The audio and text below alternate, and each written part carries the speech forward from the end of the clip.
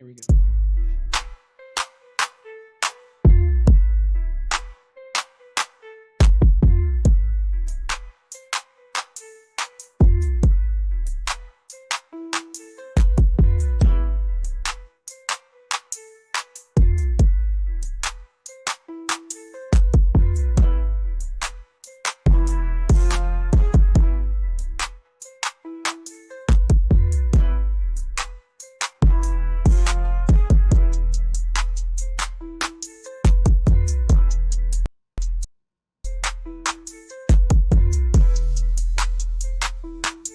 We're not dog.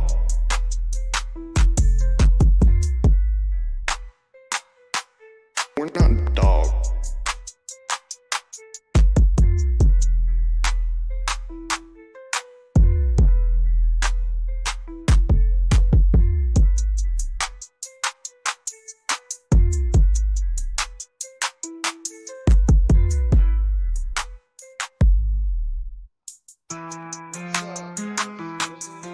Welcome to Amateur Audiophile.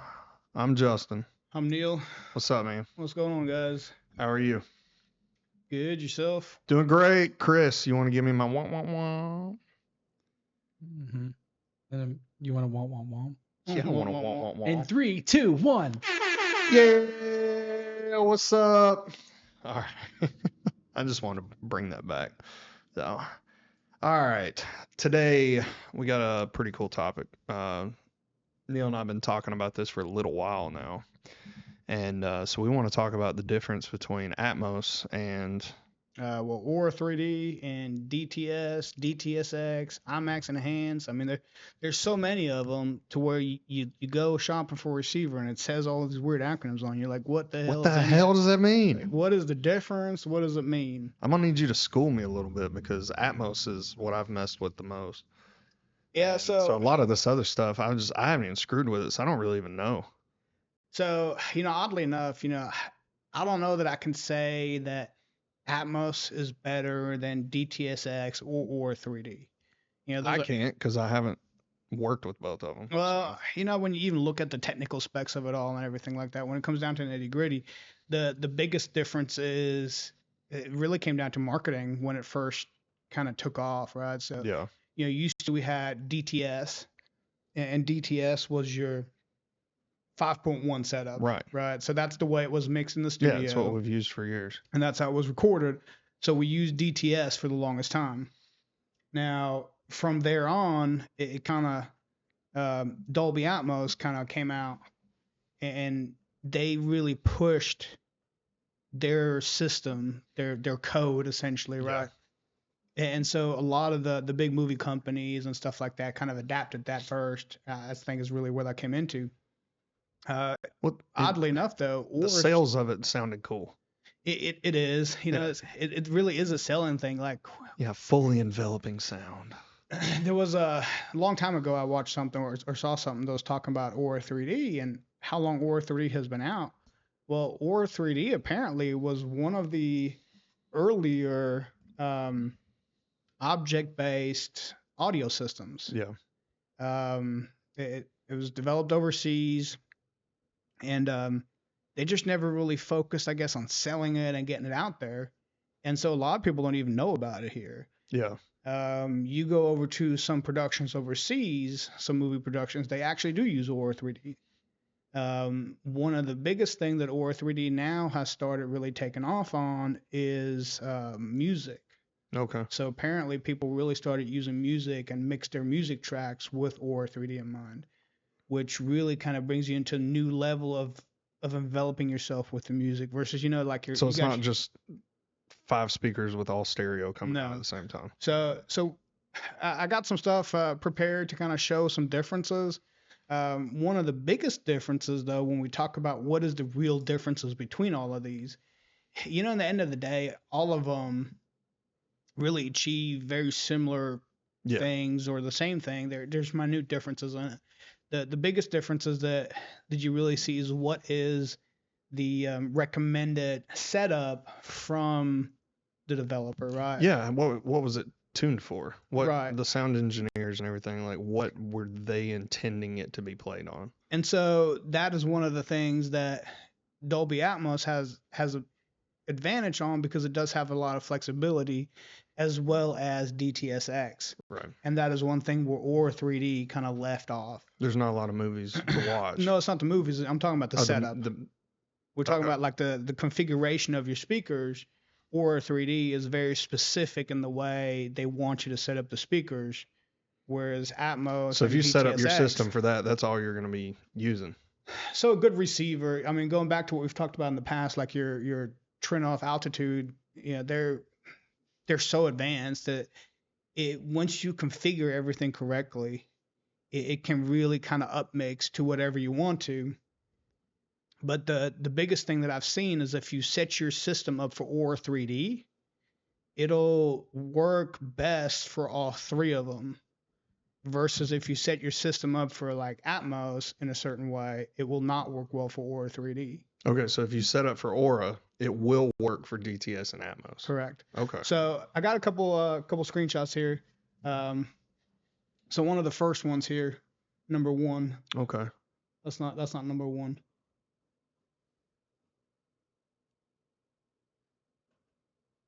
So this is probably the basic setup that most people would recognize, right? Right. So we got 3 different options here. You got a 5.1.2, and so you got the first setup there is with the speakers that fire up and then come back down on you, which is probably the simplest thing you could install because you don't have to put overhead speakers in the ceiling, right?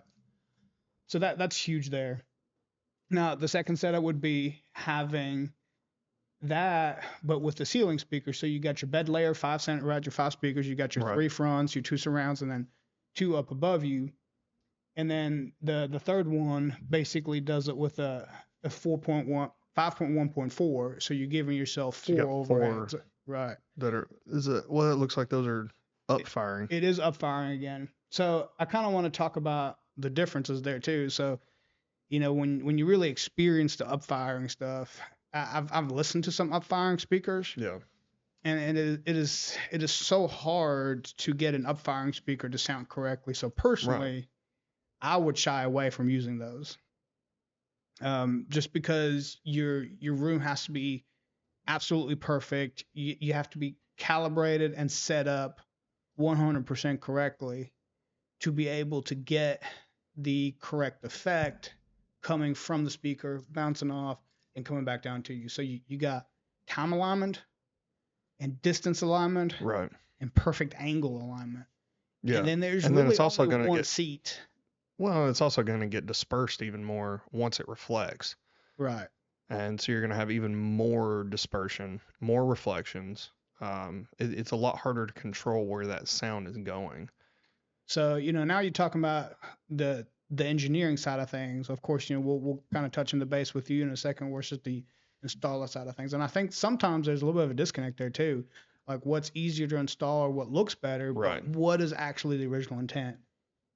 So that was kind of like our first basic setup, right? Like I would say a good starting point, 5.1.2. If you can start there, it's great. So now I wanted to go to the second image here. So this just kind of steps that up one, right? Yeah. And so one of the things that I want to point out on these two here specifically is, so you got a 7.1.6 with an overhead speaker mix setup, or you got all overheads. So on the first image, you'll see there's actually some height speakers up at the top right next to the TV. Right. Or next to the screen. Your front heights. So they're front heights, but not technically overhead. Correct. They're not technically overheads. But there's been some controversy there, I guess, too, right? Because you talk about the ease of installation and the purpose of it. Right. Yeah, it's a lot easier than putting speakers in or on the ceiling. It is a lot easier. You just move them up the wall and screw them into a stud and mount them just like you do your surrounds. Right. But that's not even the important part. So this is one of the biggest things that you'll see is like your seating position is in the middle of the room. So now you got some front heights that are firing straight down. Are you going to hear those? Or how good are you going to hear those as an overhead effect of your seating position being further back? So that's why not, because it's not really overhead. Exactly. You're just kind of up and forward. So that second image is really my favorite configuration, to having two overheads right up above me, and then front heights and rear heights. That's what I prefer. If your room is big enough to allow for it, that's where you get that real dome effect to where you're actually being completely surrounded overhead with the Right. sounds, because as things are going overhead in the movie, you're going to notice that they're traveling up and over. So like it's coming from the front and it's going over your head. Well, if you've just got two speakers, it's all coming from one spot. Right. Or even if you have the four speakers, right? But your seating position's in the middle, and then your two speakers are behind you and in front of you. There's a gap in the middle. There's a gap, and they're firing straight down. Right. So it's kind of hard to point those at you. That's where it's also important, especially with Atmos speakers, is to aim your speakers. Right. Like I prefer the Atmos speakers, like the front ones should be aimed in and forward. The middle ones should be aimed in towards the listening area. And then, the rear ones should be aimed in and forward. And they should also be most likely, if it's at all possible, the same width as your left and your right. They should be in alignment.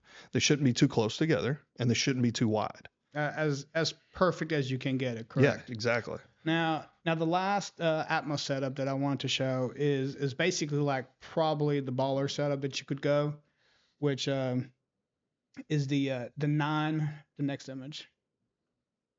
There, so you got 9.1.6. Yeah, so you've got your 6 overheads plus your front heights. So now, or no, you've got you got ultra wides. So no, on this one here, you still got your on first the left picture. side. Okay, you still got your heights in front of you and your heights behind you, and then your elevations right up above you, right? Versus the second image, you're still doing the six heights, but they're all just straight up above you. So you're not getting that same effect coming down to that seating position, because if you see the center heights are the only two that are sitting over that couch. Right. Now, all of these images, of course, talking about ideal world situations, right? And that's kind of one of the hard parts with a lot of these setups is it's so hard to set this up for more than one person. Yeah. Because you said you always want to point these at your listening position. Yeah. So, and a lot of times the best you're going to get is 2 seats. Right. So having that does allow you to get a little bit more maneuverability, because you do have total of 9 bed layers and 6 overheads. So that does give you a little bit more room to play with. And that was one of the things that, again, going back to that Trino system, that they really kind of come out and said, okay, well, we want to go all out with this, is most people don't notice, but the Dolby Atmos system does, or the mixing track, the track that comes from the movies, is actually mixed in 32 channels. Yeah. Which is crazy, but well, it's made for a movie theater. Right. But I mean, still 32 channels, that's intense. Well, if you go to a movie theater, I mean, all your side and rear surrounds, there's not 2 on the sides and 2 in the rear. There's 4, 5, 6, depending on the size of the theater, because there's so many seats in there. You've got a couple of hundred seats. And so they're trying to tune it to where everybody's going to kind of hear the same thing. Right. And so it's harder to do, but that's also why you can get a better sound at home, because everything is targeted to one main seat. 100%. You can get much better bass management and all that stuff there. So that's why I prefer watching a movie at home than going to the theater anyways. Well, that and a couple other reasons, I guess. But the only thing my wife always complains about is the popcorn. At home or at the theater?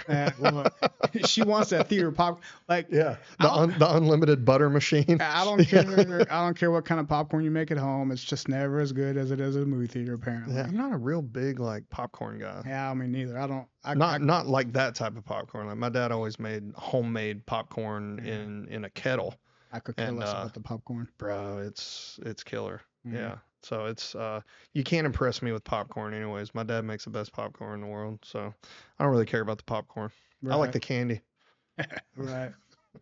I'm a muncher, so yeah. With Atmos, I think where a lot of people screw up is they don't place the speakers properly.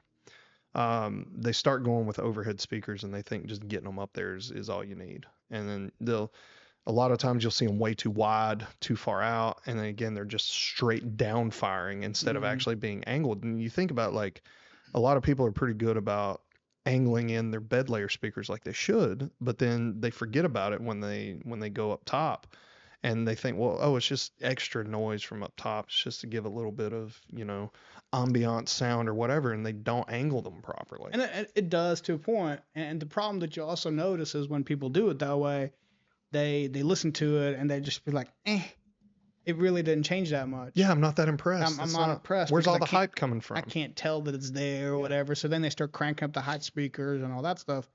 So you're overpowering them to give yourself To the compensate because you didn't impression set that them up right. right, exactly. Yeah, it's a very tricky thing. Like you've got when I set up Atmos speakers, I'm bringing out the protractor, the string. Like I like to set a like I'll usually build some kind of stand with like a ball or something or a box or whatever Mhm. where the center ear height is going to be, and then I measure out all the angles and then run strings exactly where it's going to go, so all the angles are exactly the same. Right, but that's kind of the odd person out for an installer because most installers don't necessarily think of the audio that much, more of the appeal and the look. That's the How difference can I between hide the speakers? How can I make it look the best? yeah. Right, and where am I going to put the speakers to be the most seamless? Well, that's the difference in just an installer and somebody that actually designs layouts. Right. They don't think about they think about like, oh, they bought these speakers, I need to put them in and they should go there and that looks pretty good. And like you said, put them in a place where they look good. Center And it with they the don't room, right? yeah, You want everything to look kind of exactly. squared off or whatever, so you center it with the Yeah. room. They're but that never going to doesn't- be centered in the room Doesn't because help your you with the seating center. position is not going to be centered in the room. Correct. You know, your seating position should never be all the way back against the wall, and it should never be in the middle of the room. It's typically going to be about 2/3 of the way back is going to be your prime seat.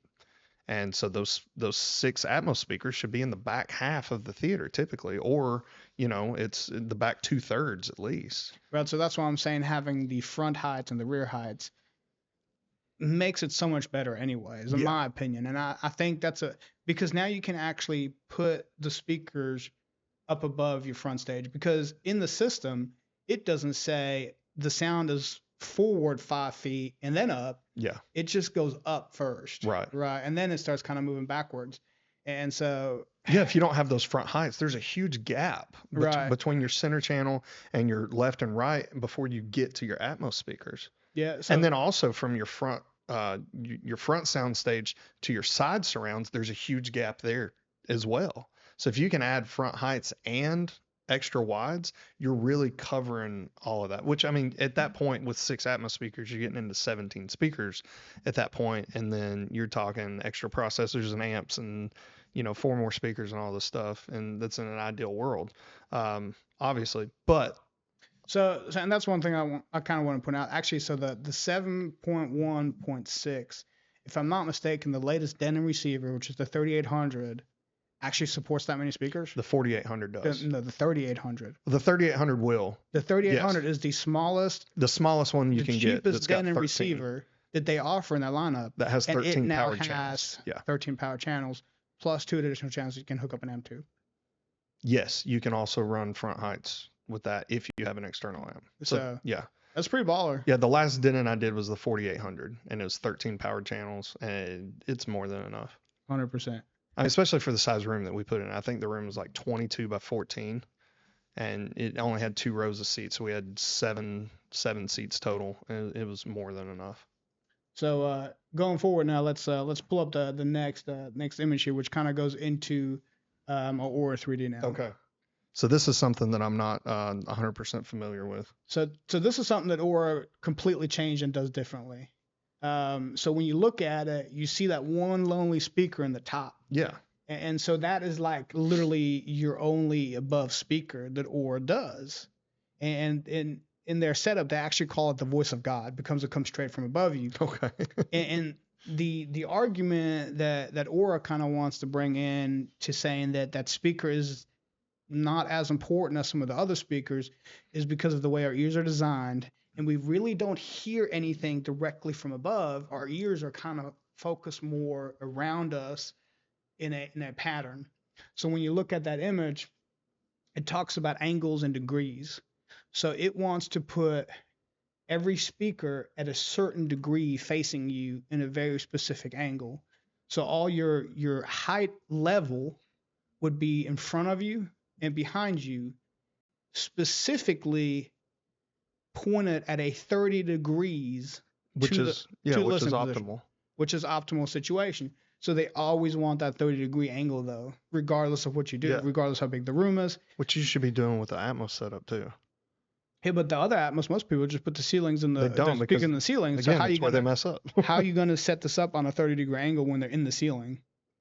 Well, you have to get a speaker that has a tweeter, or a speaker that is tilted inside the box, or you build your own box like I Right. typically do. So- Or you can take your bookshelf speakers and mount them to the ceiling just like you would your surrounds. There's ways around it. And I'm glad you're bringing that up because at the very end of some of these, I got a couple Sweet. speakers that I just kind of took. I'm not trying to like say brand specific. Yeah. These are just a couple that I just No, there's some found brands on that the do that quick. great. I know. So Yeah. there was just a couple that I wanted to show. But so that's kind of where Aura really sets itself apart. And that's why I'm saying, well, when you have the Atmos setup, you can't really do it like Aura does. But when you do the Aura setup, Yeah. it kind of fits in with the Atmos stuff. Yeah. Yeah, And- I see what you're saying now. And it is something that is very debated in the industry, really, to be honest with you. Yeah. And at the same time, it's not something that's talked about with the more average people. So there's Right. there's like It's not your- marketed as much. it's not marketed at Yeah. all. So there's your elitists, I guess, that really know about the stuff, that know how this all Yeah. works, and then there's Well, you're just getting into that world where it's all custom, because like even with an Atmos system that's 6 overhead speakers, if you're just hiring a basic installer to put this in, it's never going to sound good, because they're not like, to properly set them up and install them the right way. It's 9 times out of 10 going to be a really custom install. right. And if you're just hiring, Magnolia Store or whatever, Best Buy, they're not going to have that capability, and you're not paying that premium price to have it installed properly. So to actually get an Atmos system that is set up the right way, the speakers that are angled the right way, designed the right way, everything, you're either having a full custom build or you're doing it yourself, which is a lot of the guys that we talk to that have these systems that are set up right. They're building them themselves just like you and I are. And so I think that's where Atmos gets a bad rap, is the majority of people that are buying these systems, they're just having them put in by just normal installers, and Well, they're just slapping them in, and they're not getting the benefit. And not just that, even worse. And I hate when I see it, because I'll go to like, Best Buy, Walmart, whatever, and they have a sound bar sitting there that says it's a 7.4. And I'm like, it's a sound bar, Yeah. right? Yeah, but we're bouncing sound off the wall. So it has one singular speaker, and you if you would unwrap that sound bar, you can see that there is a bunch of speakers pointing in all kinds of different directions Yeah. to bounce it off the wall. And again, who's got that setup that's going to make these things bounce off the wall to where the sound comes from, where the sound engineer designed the sound to come from in the movie? Nobody. It sounds like crap. So moving on to the next one is just another example for the Aura 3D setup, just kind of a bigger speaker setup, just adding an additional set of layers there. So this is a 13.1 essentially, right? So that Okay, actually so- gives you 5 bed layers. Chris, can we bring that up full screen so I can see it a little better? There we go. All right, so kind of break this down better for me. Like, where are you sitting in this setup? Right in the middle? Right in the middle, right where that dot is at. Yep, Okay. 100%. They want to be in that middle. So the other thing you'll notice too is that the center is set further back than your front and left, right? Yeah. Because they want that encompassing. Exactly. Yeah. Right. Well, that's what I was saying. Like on the last episode, when I set up my left and right, they're never the same distance from the sidewall back. Like they're not in a straight line across the back wall. I like to have them kind of on an axis like that, to where the distance from the middle seating position is the same. So as you go out to your left and right, the speakers are coming in and forward. But I promise you, most people wouldn't do that. No, they don't. They most push them right people- up against the wall I mean, even if you pull them off the wall, because their wife tells them they have to. Well, I understand that. But so you pull them away from the wall for 1 or 2 feet, right? Which Yeah. for sound, ideally, you do want to have them at least minimum, I'd say 12 to 14 inches away from the wall. Yeah. But all you do is you tow them in, Yeah. right? You're not moving them inward, so you're not having your center further back and then pulling your front and left out into the middle of the room, so to create that curvature, right? But again, for Aura 3D, they want that 30-degree offset from Right. everything. So everything's kind of set up in that 30-degree angle. And I think that's why one of the reasons why Aura didn't make it as far in that field because it's just harder to accomplish this. Yeah, it's harder to do that like in a living room setup because you're gonna have speakers just out in the middle of in your room.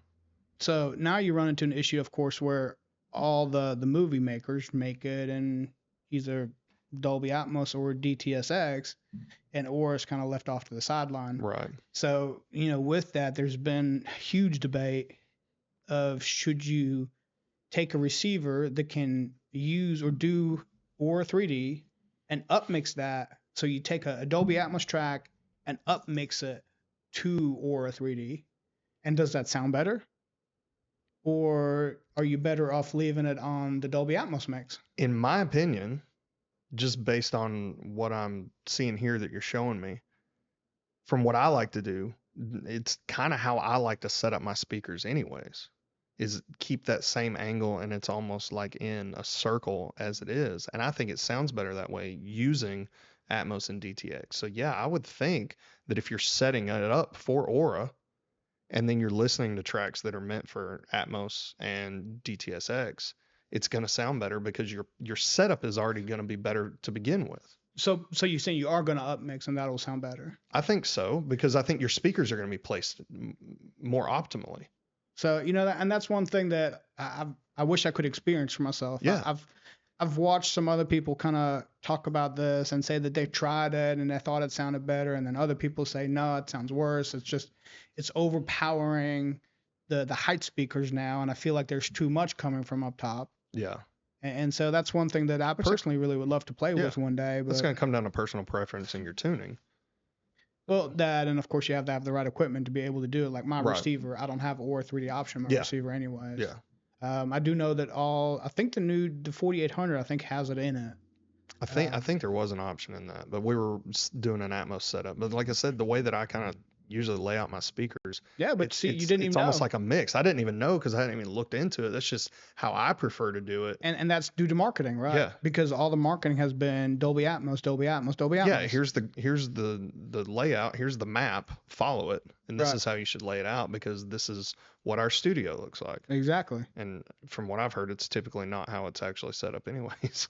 Yeah, I mean, if you ever watch one of those, if you ever looked at a video of a mixing studio, it's wild the way they look. They really do have it set up like that picture almost. Yeah. With there's like a desk with a monitor sitting in the middle of the room, and they're like encompassed in a circular avenue. Yeah, exactly. Those mixing studios, that's how they do it. It's everything's equidistant around, and it's all at the same angle from side to side, so you don't have any dead zones. Yep. You're not having sound that's getting skipped from your front left to your side surround because there's such a big gap, and so everything is better set up equally around you. That's optimal. Like, so you can't do that in a living room. I mean, what are you going to have, one recliner in the very middle of your living room and then just speakers all the way around? Heck yeah. I mean, if you're single for the rest of your life, yeah, you can have that. Nobody's wife's going to put up with that crap. She don't like watching the same movies with me anyway. That's where you need to buy a storage shed from it and convert it to a theater. Then you can set it up however you want to. I mean, I've always wanted something like that where it's just literally just for me, like maybe a love seat at the very most, just like two seats, because I think that's how it's going to sound the best. Yeah, I mean, 2 to 3 seats. I think you can set up a system very good for 3 seats. Yeah. I think you get a little bit more complex when you set, like if you do dedicated home theater and you get into adding multiple rows into the system. I think you're getting a little bit more complex there. I think the problem where you really run into issues with making everything sound good with multiple seats is when you have a smaller room, and the more seats you add, the closer you're getting to those side speakers and the surround speakers. So the closer you get, so if you're sitting off to the right, the very far right chair, and you've got a surround speaker that's 2 feet off of your head, and then your left surround is 10 feet off your head over there. Now you're getting blasted by. Yeah, you're getting blasted over here, and this is all you can hear. So if you've got a room big enough to where you can still keep everything spaced out optimally, that's where it's going to be. It's just really hard to sit closer to the walls. So if your room's 12 to 15 feet wide, it's going to be really hard to have more than 3 people in one row. Oh yeah, absolutely. So and 2 at that point is still optimal. So now to the last one, and the last one kind of goes into 2 avenues actually. And we mentioned DTSX and we mentioned IMAX Enhanced, and actually I don't know that a lot of people realize this, but the IMAX Enhanced was something that uses the DTX codec, but it basically tried to do something like they did with Dolby Vision. You got Dolby Atmos and Dolby Vision. So with the IMAX Enhanced, that really just supposed to bring in the image side of it to correlate with the audio soundtrack like Dolby did. So that was kind of their answer to that. Yeah. But so we're going to the next image. This is like your basic DTSX setup you'll see, right? That is the flat setup, the way they suggest to do it. Now, of course, we're talking about those height speakers again, and when you look at this looks almost identical to what your basic Atmos setup is. Yeah, but look at the gap between your left surround and your front left. Look how big that gap is, where it's just a dead zone in there. So, and that was one thing that goes with tuning again, right? And I don't think that's an issue. I think you can fix all that with tuning. You got the towing in the back, which is fine. And there again, we got that straight line across the front with the speakers, with your speakers just towed in that 30 degrees to get you back onto that listening position, right? But I still feel like optimally, you move that couch forward a little bit, and then you're almost in the middle, and then you move those side surrounds up, and then I like everything to be in a straight line. So you see like the front left to the rear right, how it comes in and then kicks out. But think about like most people's setup. Like, I mean, how much room are you going to waste? And if you want to be able to have a big enough of a screen, so at what point am I going to say, well, I want to be further in the middle to optimize my speakers to the rear, or I want to sit further back to be able to have a bigger screen and enjoy the larger screen? Well, that's where I think with a setup like that, the optimal thing to do is to put ultra wide, extra wides in to cut that distance between your left surround and your front left. Mm-hmm. And I think that's where wides come in really well. Wides is really an offset though. I mean, that's kind of an oddball. There's not a lot of people that do them unless you have a really, really large room. Yeah, if you've got a narrow, long room and you're looking front to back, it's really hard to do it because you can't get any wider than that wall. So that's really your odd man out, to be honest with you. It really is. And like typically you're gonna have like a window or a door there or something in in an actual house where you're not having just a dedicated theater room. Now, and so you get limited. Now, one of the things that was supposed to be really cool with DTSX is the way the processing works. It says, well, this is your ideal setup, but in reality, do whatever you want. And I say that in an extreme kind of way, but they're basically saying that their calibration setup is so good that they can compensate as long as everything is set up correctly, that they can completely offset speaker placement by using the right codec and the right mixing platform to still give you the impression that everything's coming from where it's supposed to be coming from. To a degree. I mean, I feel like it's a percentage thing. It is. Like they can only compensate like such a percentage to where you get past the point where your setup is so bad they can't compensate for it. And the better your setup is, the higher of a percentage you're going to get. You see what I'm saying? Yeah. Like you're going to get the most optimal. So like, yeah, they can compensate for a little bit, but a better laid out system, a better setup for speaker placement is always going to sound better. Mm-hmm. Always. So, I mean, absolutely. I agree with that statement there. So the next one here, and this kind of goes, so you see the IMAX Enhanced, right? So this is kind of what I was talking about. It's the same setup as your regular DTSX. Right. So they kind of really put that in the same thing. I think that illustration kind of has those speakers up a little high maybe, but that's kind of where they want them to be, I guess. Are those height speakers up in the corners? Those are your height speakers up in the corners. So which really goes. So there's nothing overhead really, like nothing like right above you. Which again, if you point those speakers down, you will get a better immersive height effect than you would having those in the ceiling directly. Yeah. So now going to the next one, should be the DTX, the Pro. Oh, okay. And this is something let's bring that up big so I can really. This is something that most people don't even know about exists, I don't think, to be honest with you. And I kind of want to show the difference side by side there. So you got your DTSX setup, right? Which again, we're talking about your 5 bed layers or your 7 bed layers with your 4 heights. And now the DTX Pro can take that into a new level and really bring in a whole bunch of more speakers. And the acronyms are is this something that's like you're gonna need a Trinnov receiver Yes. to run Yeah, this? you would have to Okay. have. How many speakers is this? I can't even count them all. I'm not sure exactly how many speakers. Good I Lord. didn't give it a countdown, but Okay, so are the different colors different heights? yes, So like the orange speakers are your bed layer, correct. and then the blue is what? Up the wall? I think actually, if I'm not mistaken, I think the next image will illustrate this a little bit better. So I got Can I see like a picture of like an actual? Holy crap! so that kind of supposed to give you a little bit different Okay. view of it, right? So it does look like those blue speakers are like It's up the top of the wall, up and a then the little bit green more is overhead. overhead. Correct. Wow, that's crazy. So it gives you like multiple layers Yeah. to really get that full motion. Like if you have an airplane taking off, it really does Yeah, go from one level to the next level to the next level. and you like have to have a curved screen. I don't know that you'd have to have a curve. No, screen. man, I to don't know. like really get the effect, like you really need like a curved screen there. I mean, now we're Look at talking that. like full IMAX movie screen. Hey, man, it's if you can afford all these freaking speakers, like I mean, again, how many speakers is this? 1, 2, 3. I don't know. It's like 24 or something. well, I mean, ideally the Trinov does support 32 speakers. So. That's nuts, man. And I just got one more image, really kind of displaying the same thing. I just kind of wanted to. Where do we have to go to hear one of these? I don't know. I don't know if there's anyone close by. Put the camera on me, Chris. Whoever has a setup like this, please get a hold of us. We will travel to wherever you are. I want to hear this crap. I want to hear this in person. Because 15 channels is the most I've gotten to hear. So this kind of just encompassed that image again one more time. This looks like a math problem.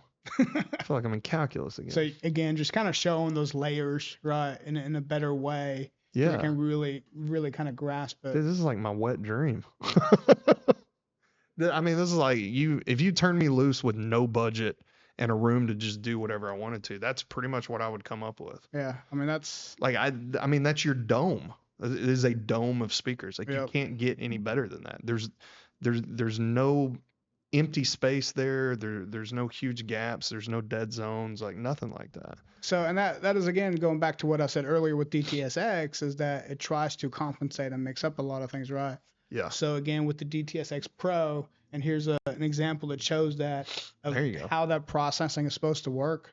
It is supposed to be able to take a more basic mix and up mix that into that DTSX Pro. That's crazy, man. So this is probably something like the two, like I said, you know, the DTSX Pro and the Aura 3D. If you don't look for this stuff, you'll never find it. You don't know it's out there. Like I mean, this stuff has just like lived in my head forever. Like, hey, I want to create a dome of speakers, but like I never really even looked into it because it never pops up. Let's be honest, it doesn't pop up on my YouTube feed. And so one more thing with the DTX Pro too, there's actually an option to have a lower level speaker. So and that's I don't know that I've ever seen that yet, right? But Well, that's what I was asking you about earlier. To my understanding, that exists, right? I've never personally seen it. I've But- always wondered that. To my understanding is they have a lower set of speakers that you can set up to be down low, so that way if you have a scene that goes from top to bottom and falls Right. below your eye level, Yeah, I mean, essentially. think about you're watching a movie where your point of view is from a helicopter, or you're watching Avatar where you're flying through, and there's sound going underneath you. Well, you want to talk about dead zones in a theater, like the entire floor is a dead zone because there's no sound coming from it. But sometimes in movies, you're in the air from your point of view, and there's sound happening underneath you. So why has nobody come up with speakers that come up and angle up at you? I mean, that's- really, like think about it. Like, it is. It's I mean, a great even if you're question. like you're in a movie scene where you're on a boat and something splashes in the water down below you, Mhm. like where's that sound actually coming from? I mean, they Like kinda, your center channel usually, Well, you know, and I you mean, can tell it's not coming from below where you're looking at. yeah, I mean that's true. That's true.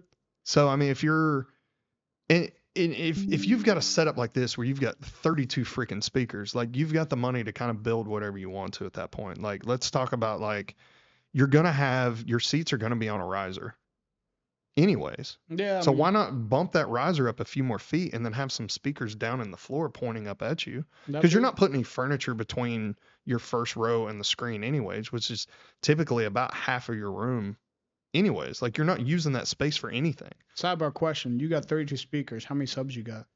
You better have like 24, man. And they should all be in the corners. Right. I'm going with 8 speakers. No, let's see. I'm going with 12 subwoofers. Bottom, top, and center of every single corner. I don't know that that's the ideal setup. We're shaking the neighborhood. Yeah. Yeah, and then I'm doing one infinite baffle in the ceiling. Speaking of which, I saw some pictures in that infinite baffle group the other day where they were putting them in the floor for houses that had crawl spaces and using the crawl space as the baffle.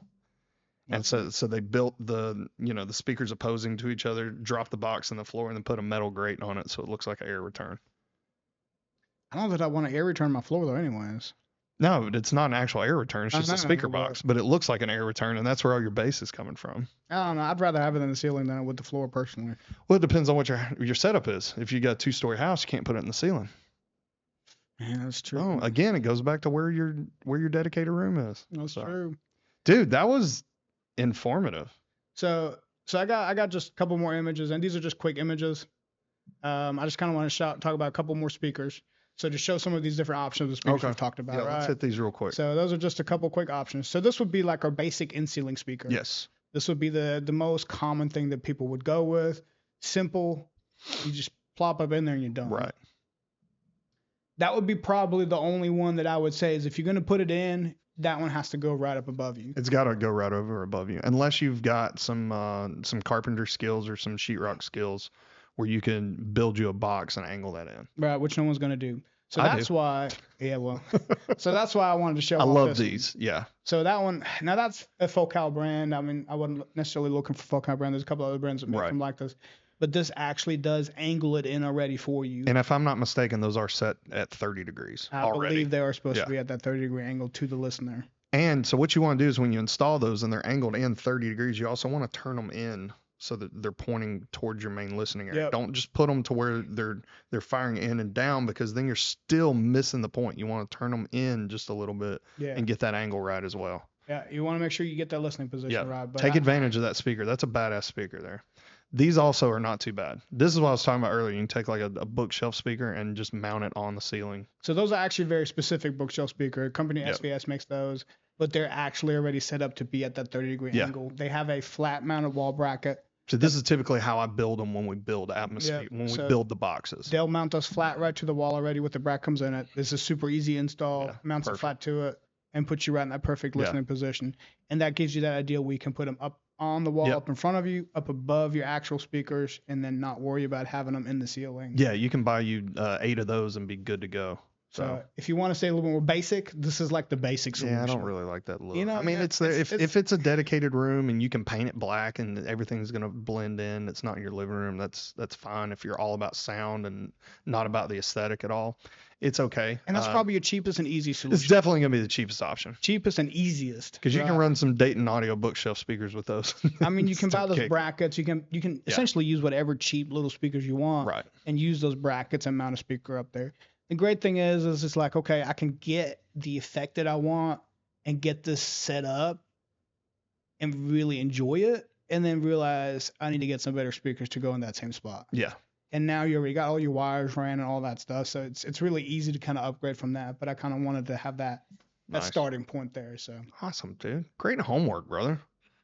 That was awesome. That was a good talk. I liked that. That was right up my alley, man. I loved it. So cool. All right, guys. Well, thanks for tuning in with us. I'm Justin. I'm Neil. This is Amateur Audiophile, and we will catch you on the next one. Take us out, Chris.